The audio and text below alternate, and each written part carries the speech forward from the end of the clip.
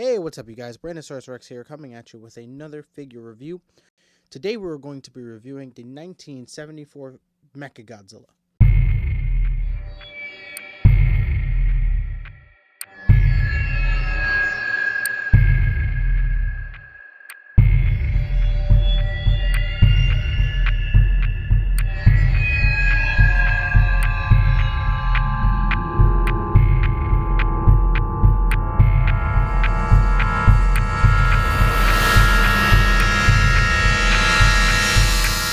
So before we take a look at the figure and his accessories, let's take a look at his box.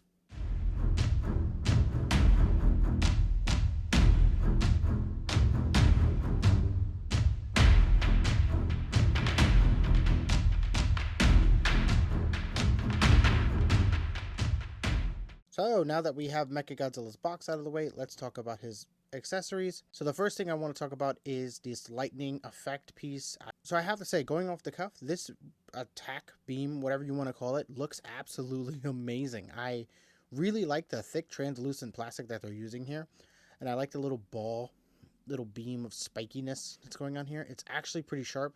Alright, so the next accessory I want to talk about is MechaGodzilla's hands.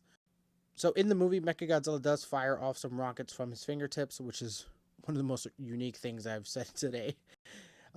So since he is a giant robot that's based off of Godzilla, he does need a lot of firepower. So having these little fingerless missile hands is pretty cool if you're doing like stop motion and things like that. This accessory. And if you want to change the hands, what you're going to do is you're going to grab your MechaGodzilla and you're going to grab it by the wrist and by the forearm. You're going to twist and pull, and it's going to pop right off. This figure is actually very pliable. You can pull off any part on him, but the hands come off very, very easy.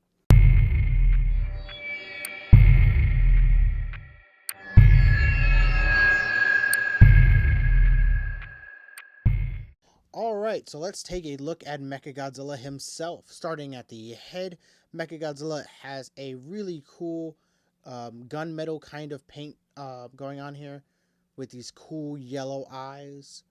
I love the little nozzles he has for cannons on his nose. If you open his mouth, you can see that he has a bunch of teeth, all of them individually sculpted, which is really cool. I like all these little like nuts and bolts that they got going on around the sides. All of it is really freaking cool. And I love these little red these red circles that he has going on each side of his face. Alright, so let's go over the articulation in the head. His head can move up all the way to get him into the flight stances, which I think is really freaking cool. He can turn his head a whole 360 degrees, which is really cool and very accurate to the character. His mouth can open and close, which is pretty cool. It's on a ball peg, so you can also get it to twist at the same time, which I find very cool. His neck also is articulated, so you can move that around a whole 360 degrees. It moves side to side, up and down, and all that good stuff. Moving down to MechaGodzilla's chest. This is a pretty cool and interesting part. To go along with that accessory beam, he also does have a little flap here that you can open up, which will reveal a little port for the attack to come out of. So all you have to do is really just press on the lip at the very bottom of it, and it shall open up, and a little panel will be in there that you can place the beam attack effect, whatever you want to call it, into, which is pretty cool. That gunmetal paint looking really cool, showing it off very much. I feel like this figure should have been a shade darker. I feel like MechaGodzilla had a little bit more of a dirtier look to him in this movie. I feel like this one just looks just a little bit too shiny. Too fresh out of the box, if that makes sense. But yeah, again, with those little bolts and imperfect design, which is really cool. I like that you can kind of see the brush marks on here as well. It almost gives it that feel of that those 70s Showa era movies, which I actually really like. I really think that they took the extra time to make this figure look handmade. And for articulation in the stomach waist area, because it's all the same, you can move him forward and back. You can twist him side to side, which is really cool. Yeah, you can freely spin this thing all the way around, which is pretty freaking cool. All right, and moving on to what everybody has dubbed the worst part of this figure, his arms. I personally don't have too much of a problem with mine, where like these little pieces are getting stuck inside of the sleeve. So I do like that on both arms he does have his Mechagodzilla symbol, which is pretty cool, which is the M that bleeds into the G. I think that is dope.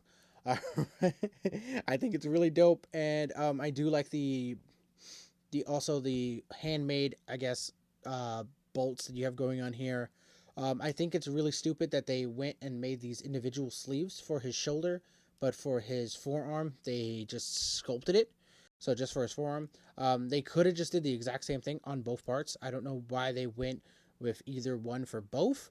All right, so for articulation, his arm can go up about that high. He can rotate at the shoulder, which also is his bicep swivel, which is interesting. He can flex at the forearm. You have to be very precise when you're bending this, or you're going to get a really crappy range of motion. Make sure to push back the arm before bending it.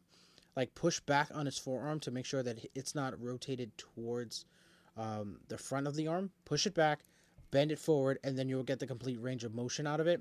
And then he can also rotate at the forearm, which is cool.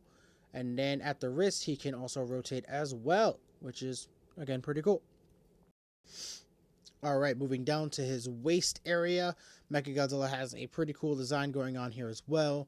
There's a little yellow dot here. I'm wondering if that's also another laser. I know this Mechagodzilla was armed to the teeth to murder the living hell out of Godzilla. So I'm not 100% sure, but a crotch rocket is what I'm going to call it. This is a crotch rocket. So going a little bit farther down, let's talk about Mechagodzilla's legs. They're a little stubby. I wasn't expecting this guy to be as small as he is. He is pretty small, I have to say. But you know what? It works again. And then here's that also, I'm going to ask this question again. Why did they sculpt the thigh piece that, the part that is articulated to the thigh, from the thigh to the hip? Why is that a solid piece, but they couldn't do the same thing for the shoulders? I just don't understand it. It just bugs my brain. And yeah, moving down to the knee, he does have these little pointy rockets. I remember these being rockets. And then more of that homemade feel of the bolts going down the legs. And then at the very bottom, he has die-cast metal feet with his little rockets as well. So for articulation in the legs, he can kick up very freaking far. He can do like this kind of like sitting pose, which is really great. He can bend at the knee, but it is so crappy. I mean, this is the worst articulation I've seen in a S.H.MonsterArts knee in a very long time. I think this is just as bad as the original Godzilla.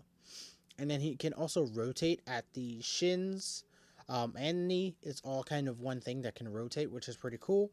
And then he does have a ankle rocker at the very bottom of his feet as well.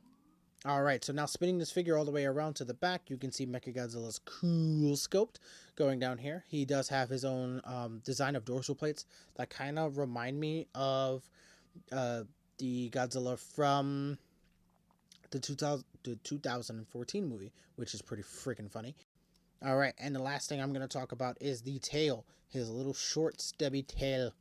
It is articulated. It is 4 joints, plus this little one that has this little samurai sword thing at the very end, which is pretty cool. Nothing really to talk about here. It is an S.H.MonsterArts tail. It is highly posable, and it does hold a pose as well, but you're not going to get a big range of motion because of how stubby this thing is. Alright, so let's now do some size comparisons with some other figures in the line.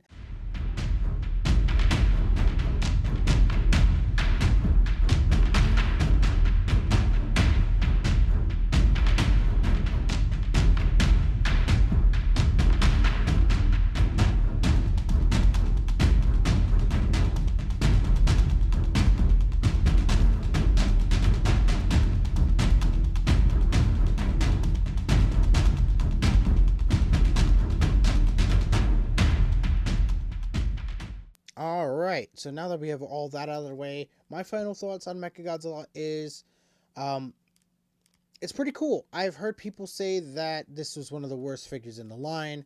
I've heard people trash this thing. I've heard people praise this thing.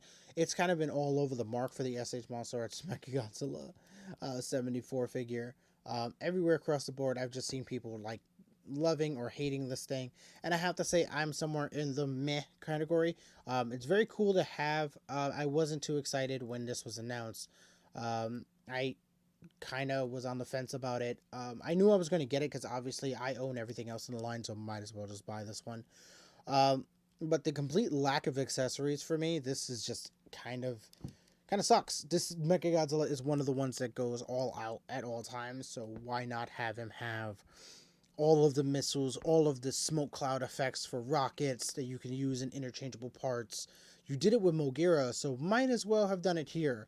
I feel like this would have been a bang for your buck if it would have came with more accessories that you could have used for display art, to have MechaGodzilla just whooping the shit out of some Godzilla. But obviously we didn't get that. We got this. And also, since it's not the right color, I feel like there's going to be some premium Bandai IP that we're going to get that's going to be the right color, that comes with more practical effects that we're going to use. But for right now, if I had to say buy it or skip it and wait for the Bandai one, the Bandai web shop one, I would say wait for a Bandai shop one, unless you could get this one really cheap, like under $50. Then I could recommend it. So yeah, that was my review. If you did like this review and you want to see more from me, make sure to subscribe to the channel if this is your first video, or if you have not subscribed. If you want to follow me, all my social media links are down below, so make sure to do that. And I'll see you guys in the next one. Peace.